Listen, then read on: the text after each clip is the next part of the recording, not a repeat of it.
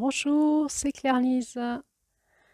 Allez, voilà notre dernier audio de mai sur les scénarios d'attachement. Alors, c'est quoi les scénarios d'attachement? C'est une notion psychologique qu'on va retrouver dans le monde de la thérapie, essentiellement, et du développement personnel. Alors, pourquoi j'en parle au mois de mai? Eh bien, parce que c'est relié à ce qu'on a vécu quand on était bébé et jeune enfant, et c'est beaucoup relié à la dynamique de notre corps. Donc, on est en plein dans le thème du mois de mai. Et ça va générer des scénarios relationnels, hein, une façon dont on va rentrer en relation avec les autres et la vie, en lien avec les espaces de nos insécurités, de nos manques dans la relation à l'autre. Et c'est par là que peut passer tout le monde du parasitisme, qu'il soit relationnel ou énergétique, et nos compulsions de comportement, qu'ils soient de la nourriture, de l'alcool, de sexe, de médicaments. Ou de comportements divers comme dépendance à regarder des films, à des jeux vidéo, ou à tout le phénomène de dépendance et de compulsion de comportement qui ne nous permet pas d'avoir la maîtrise de notre vie et notre libre arbitre finalement, puisque l'état de dépendance fait qu'on n'est pas nous-mêmes, qu'on n'a pas la maîtrise de notre vie comme c'est bon pour nous, et qu'on va être happé par quelque chose qui nous amène à l'extérieur de nous. Et petit à petit, on va se faire avoir par des entités qui peuvent nous amener loin de nous. Du coup, c'est intéressant quand même d'aller voir qu'est-ce que c'est que ces scénarios d'attachement pour comprendre comment on fonctionne et peut-être petit à petit reprendre la main dessus.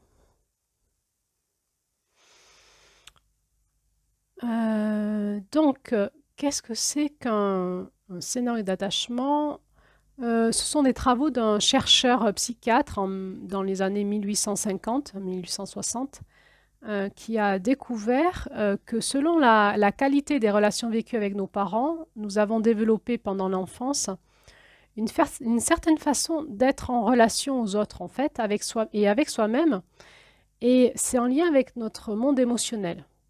Donc ce psychiatre, il a un nom imprononçable pour moi. Donc je vais quand même essayer de le faire pour votre curiosité, mais vous irez voir sur Internet. Il s'appelle John Bowlby, Bowlby. Alors il a défini 4 styles d'attachement et donc ils vont être une façon que l'on pourrait avoir notre façon d'interagir aux autres. Donc je vais vous les nommer, ces 4 styles d'attachement, mais vous les retrouverez sur Internet et ça sera plus complet que ce que je vais vous faire ici. C'est vachement intéressant à écouter en thérapie, ça. Juste vous dire que notre corps, la première chose qui se passe dans notre corps quand on est une cellule primitive dans le ventre de notre maman, c'est qu'on va aller s'accrocher à l'utérus. Il faut qu'on aille faire le phénomène de nidation.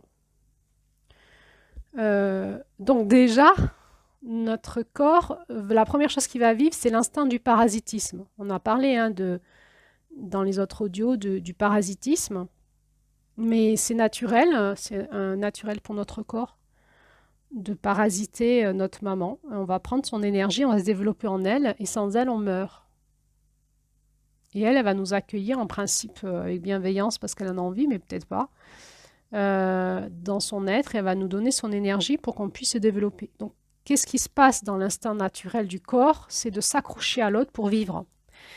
Donc notre petite cellule primitive va se multiplier et l'embryon va s'accrocher à l'utérus pour vivre. Et puis ensuite, il va se développer, puis il va y avoir l'eau, le placenta et le liquide placentaire qui va arriver, puis il va baigner. Il va être accroché par le cordon ombilical est protégé par cette matrice maternelle. Et puis ensuite, il va y avoir la matrice va devenir trop étroite, il a grossi, il faut qu'il naisse, sinon il meurt. Et donc il va naître, il va engager la tête dans ce tunnel noir et il va changer de monde, il va arriver dans un nouveau monde. Bon, on retrouve souvent cette notion de passer par un tunnel noir pour changer de monde et renaître à nous-mêmes. Bon, ça, c'est une petite parenthèse. Il va naître, il va changer de monde, vraiment.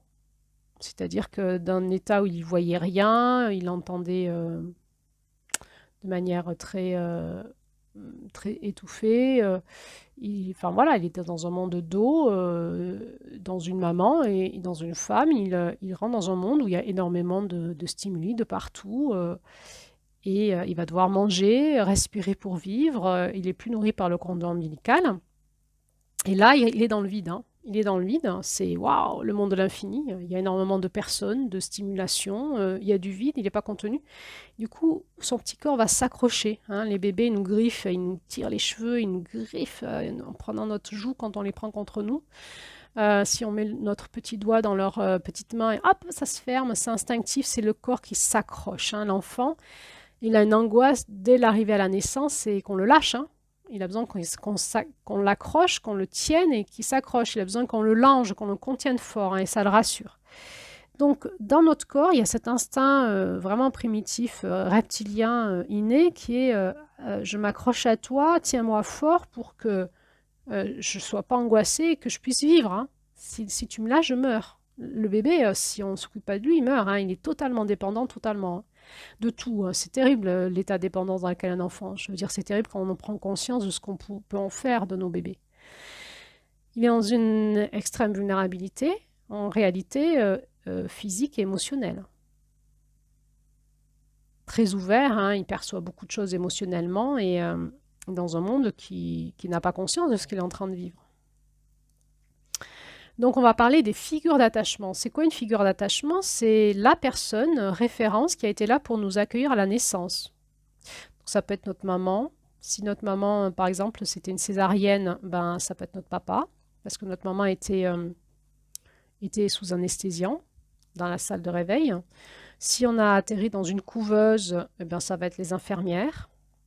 Et puis ensuite, il va y avoir plusieurs figures d'attachement, qui peut être la nounou, le papa, la maman, les grands-parents, les frères et sœurs, donc dans notre jeune âge. Donc on va voir comme ça plusieurs figures d'attachement.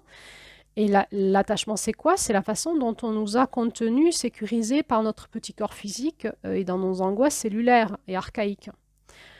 C'est le rapport qu'on a eu de notre corps à celui de l'autre qui nous disait « T'inquiète pas, je te tiens, tu crains rien, tu es en sécurité avec moi. » Et nous, on s'est accroché à l'autre comme une moule à son rocher. Donc là-dedans, il n'y a rien de psychologique, je veux dire, il n'y a rien qui est en lien avec nos croyances, nos pensées. C'est vraiment corporel, c'est reptilien. Notre corps, le fait qu'on soit dans un corps, fait qu'on est obligé de s'attacher, de vivre l'attachement. C'est la première chose qu'on va vivre dans la rencontre amoureuse. Il va y avoir l'état amoureux, les hormones, hein, qui vont se mettre en route. On tombe amoureux, on a un coup de foudre. Et ensuite, on va avoir besoin de s'attacher à l'autre. Et corporellement, et après émotionnellement, et après psychologiquement. Et après, il va se passer d'autres choses. Alors, il y a certaines personnes qui vous disent qu'il faut aller dans un amour détaché, qui vous font des grandes théories bien spirituelles sur l'amour détaché. En fait, c'est vraiment bannir la conscience du corps. Le corps ne peut pas vivre un amour détaché. Le corps demande la fusion. Les corps, ils veulent le baiser, le French baiser, hein, mélanger nos salives, nos langues, nos corps, la sexualité, être dans les bras l'un de l'autre, s'accrocher à l'autre, et par la sexualité, on a des réflexes, hein, qui arrivent de vouloir posséder l'autre, d'être cette fusion corporelle qui nous amène, en fait, qui nous ramène dans un état corporel basique, hein, qui est la base de la vie, qui est on s'accroche aux autres pour vivre. On a besoin de manger, hein, on a besoin de boire le lait de maman, on a besoin de manger pour vivre, on a besoin de respirer, de boire, on a besoin des autres, et notre instinct primitif de vie, c'est le parasitisme, hein, on a besoin de l'autre pour vivre, hein. Donc on peut parasiter, hein, les espaces des autres, émotionnels, physiques, hein, on peut aller vivre chez les gens. On peut avoir peur d'être parasité nous-mêmes, pas supporter l'amour-attachement, pas supporter de se sentir envahi, de perdre notre indépendance. Et du coup, on peut comme ça avoir des phénomènes qui se mettent en route en nous, dans nos scénarios relationnels, en lien avec des attachements qu'on a eus étant petits et après ce qu'on a vécu dans notre vie jusqu'à aujourd'hui. Ça, c'est vraiment relié à la dimension du corps. Il y a un parasitisme sain qui est le parasitisme du bébé avec la maman.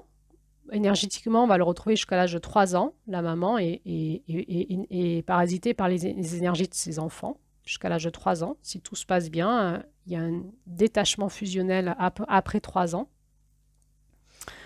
Et on a des mamans vampires qui ne veulent pas se détacher de leur enfant. Et puis on a des mamans qui ne supportent pas cet attachement et qui vont s'en débarrasser rapidement après la naissance. Et puis, on a notre état de parasitisme naturel, c'est l'état amoureux, les démarrages de couple. C'est normal qu'on soit fusionnel et accroché l'un à l'autre. Et à un moment, entre 3 jours et 3 ans, ça doit se détacher aussi, de la même façon qu'un enfant va se détacher de sa maman. Et puis, si ça ne se fait pas, on va tomber dans la dépendance. Dépendance affective. On n'arrive pas à se détacher, on a besoin de l'autre. Donc, si l'autre n'est pas là, on n'est pas bien et on fait tout en fonction de l'autre. Et là, on va être manipulable. Mais on va se faire parasiter par l'autre ou on va parasiter l'autre. Et on va créer ce qu'on appelle les couples fusionnels. Mais un couple fusionnel, il a le droit d'être fusionnel, mais il faut qu'il défusionne régulièrement. Il ne faut pas qu'on perde notre identité dans la relation de couple. Sinon, si on est dans un couple immature, on a la maturité d'un enfant, d'un bébé, qui est lié à sa maman ou à son papa.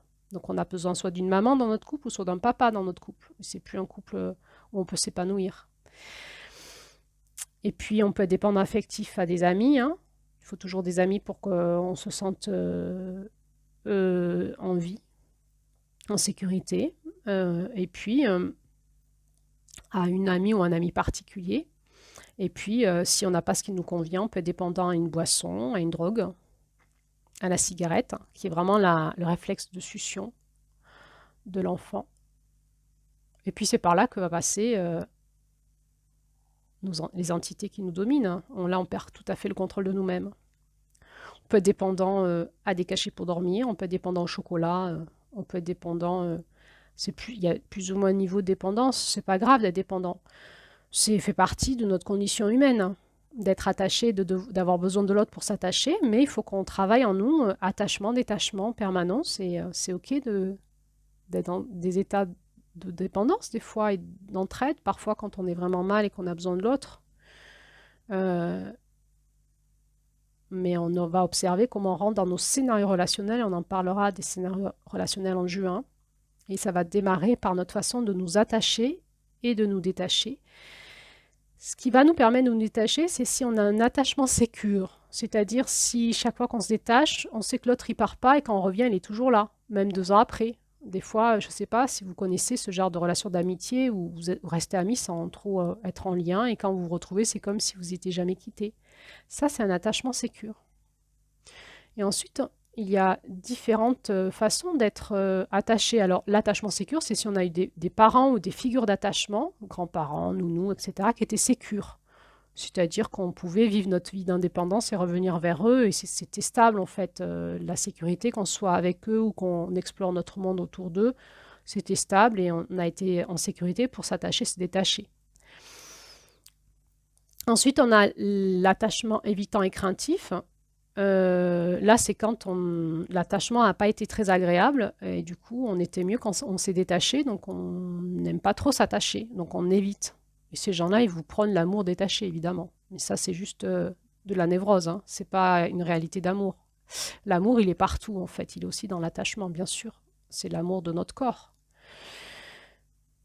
Alors, l'attachement sécure fait une vie équilibrée. L'attachement évitant craintif, ça fait une vie de solitaire. Ça peut faire aussi des personnalités un petit peu ascètes qui prônent le jeûne, pas trop de plaisir, la diète, une alimentation, pas trop de gluten, pas trop, voilà, une alimentation, on s'attache à rien, quoi. Tout ce qui est phénomène de fusion du corps, c'est une sexualité un peu ascétique, voilà. Tout ce qui est fusion du corps, c'est pas bien, c'est pas sympa, faut l'éviter, c'est faux chemin.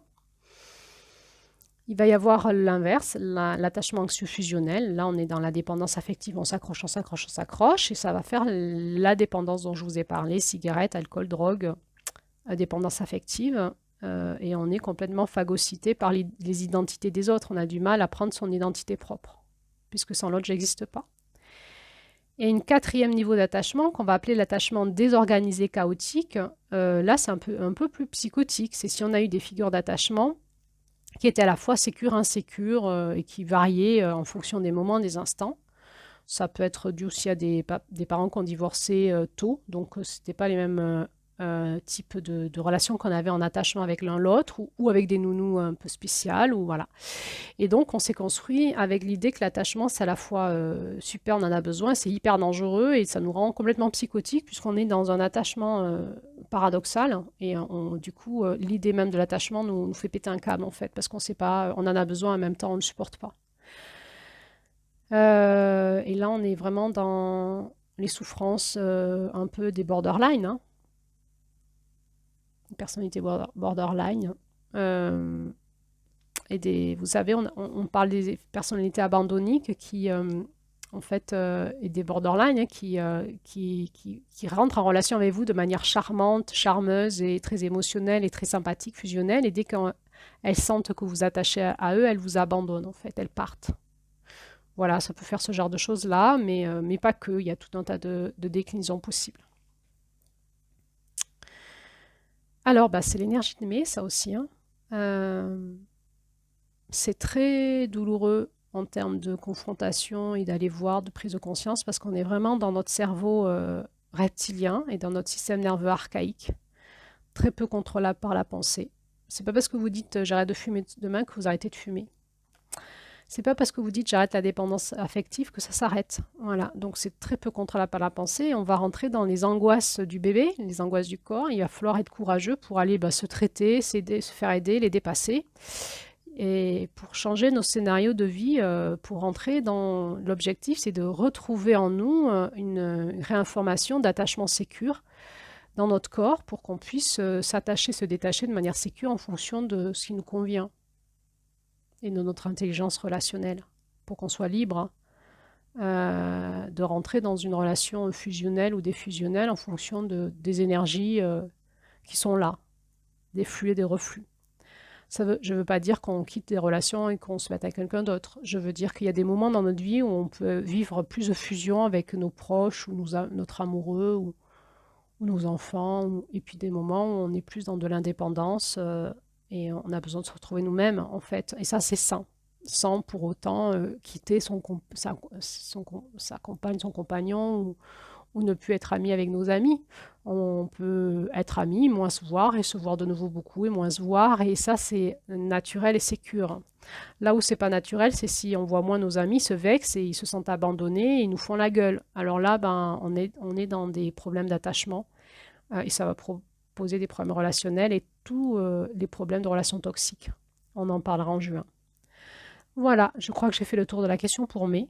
Donc je vous donne rendez-vous en juin et en attendant, il va y avoir la présentation de la Porte du Sud. À bientôt.